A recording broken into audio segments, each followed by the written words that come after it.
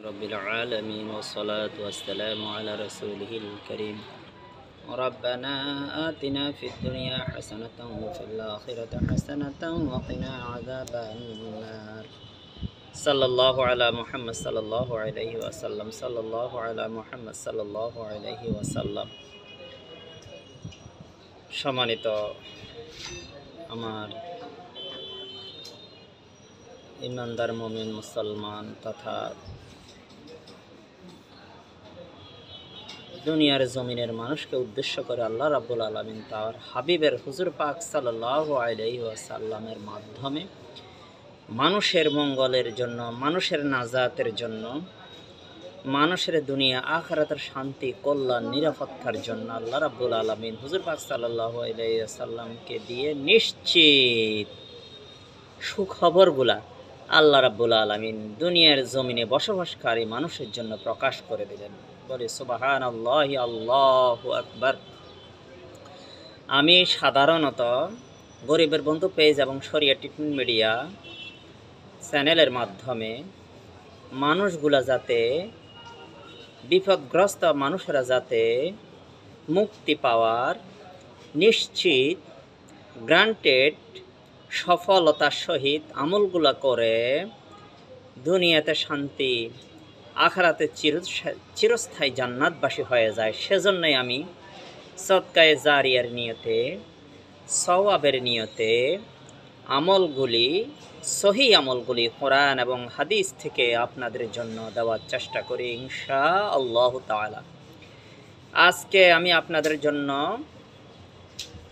অত্যন্ত মূল্যবান সুসংবাদযুক্ত দুনিয়া আখিরাতের হীরের টুকরা সমমান বুখারী শরীফ থেকে, যেটা সিয়াসিতা হাদিসের অংশ,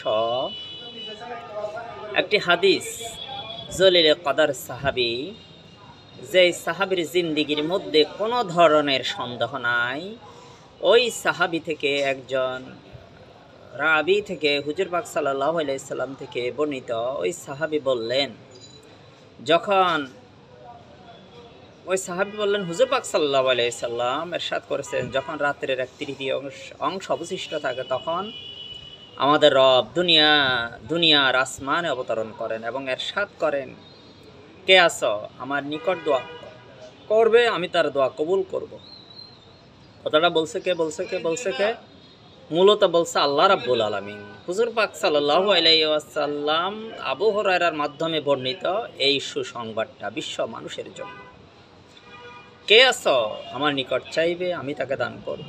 কে আছো আমার নিকট মাগফিরাত চাইবে, আমি তাকে মাফ করে দেব। তাহলে দেখেন, যত বড় বিপদ হোক না কেন, যত বড় শত্রু হোক না কেন, আজাব গজব বালা মুসিবত থেকে বাঁচার জন্য আল্লাহ বলতেছে, কে আছো আমার কাছে চাও, আমি দান করব। আল্লাহ বলেন, যে আমার কাছে চাইবে, ও দউনি আস্তাজিব লাকুম, ওরে আমারে ডাক, আমাকে ডাক, আমি তোদের ডাকে সাড়া দিব। আল্লাহর কথা অবশ্যই সত্য। হুজুর পাক সাল্লাল্লাহু আলাইহি সাল্লামের এই সুসংবাদ বাণী অবশ্যই সত্য। আল্লাহ এবং আল্লাহর হাবিবের প্রতি প্রগাঢ় মহাব্বত, ঈমান, ইয়াকিন, বিশ্বাস ঠিক করে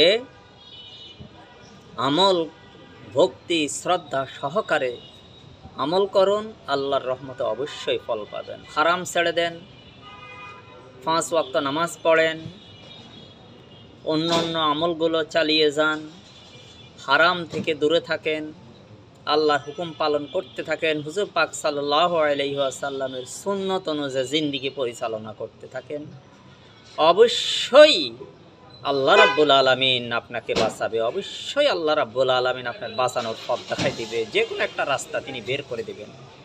উদউনি আস্তাজিব লাকুম ওয়া মা আরসালনাকা ইল্লা রাহমাতাল লিল আলামিন লা তাকনাতু মির রাহমাতিল্লাহ। প্রগাঢ় ঈমান, আকীদা, হাদিস এবং কোরআনের প্রতি শ্রদ্ধা, ভক্তি, ভালোবাসা ঠিক রেখে হারাম হালাল মেনে চলে আমল করতে থাকেন, আল্লাহর রহমতে অবশ্যই ফল পাবেন। তাতে কোনো সন্দেহ নেই, ফল যে পাবেন। একবার এক সাহাবীরে হুজুর পাক সাল্লাল্লাহু আলাইহি সাল্লাম একটা আমল একবার করছে, পায়নি, আবার করার জন্য নির্দেশ দিয়েছেন, আবারও পায়নি, আবার করার জন্য নির্দেশ দিয়েছেন। অবশেষে হুজুর পাক সাল্লাল্লাহু আলাইহি সাল্লামের কথা অনুযায়ী ওই সাহাবী ফল পেলেন। ঠিক তদ্রূপভাবে কোনো আমল যখন শুরু করবো আমরা বিরক্ত হব না, একবার না হলে আরেকবার চেষ্টা করবো, আরেকবার না হলে আরেকবার চেষ্টা করবো, আরেকবার না হলে আরেকবার চেষ্টা করবো, এভাবে করতেই থাকবো যতদিন আমাদের নিয়ত আল্লাহ রাব্বুল আলামিন কবুল না করবেন। এই ছাড়া আমাদের তো আর কোনো রাস্তা নাই, আমাদের আর কোনো উপায় নাই। আল্লাহর কাছে চান, কান্নাকাটি করেন, ক্ষমা চান। আপনার ভিতরে কি দুর্বলতা আছে, কি আল্লাহর নাফরমানি আছে, আল্লাহর নাফরমানিগুলো বাদ দিয়ে আপনি ঠিক হয়ে যান। এক যুদ্ধের মধ্যে একটা সুন্নতের আমলের কারণে যদি জয় পরাজয় নির্ভর করিয়ে থাকে, তাহলে আমরা কত হারামের মধ্যে ডুবে আছি চিন্তা করে দেখেন। সমস্ত আজাব গজব বালা মুসিবত থেকে বাঁচার জন্য এই হাদিসের বিকল্প নাই, যে আয়াতগুলা বললাম এগুলার বিকল্প নাই। সব কিছুর মালিক আল্লাহ রাব্বুল আলামিন। সমস্ত ক্ষতি, সমস্ত ভালো কার থেকে আসে? আল্লাহর থেকে আসে। আচ্ছা, এই অনুযায়ী আমল করেন, অবশ্যই আল্লাহর রহমতে ফল পাবেন। করুন, এটা ছাড়া আর কোনো উপায় নেই, আর কোনো রাস্তা নাই।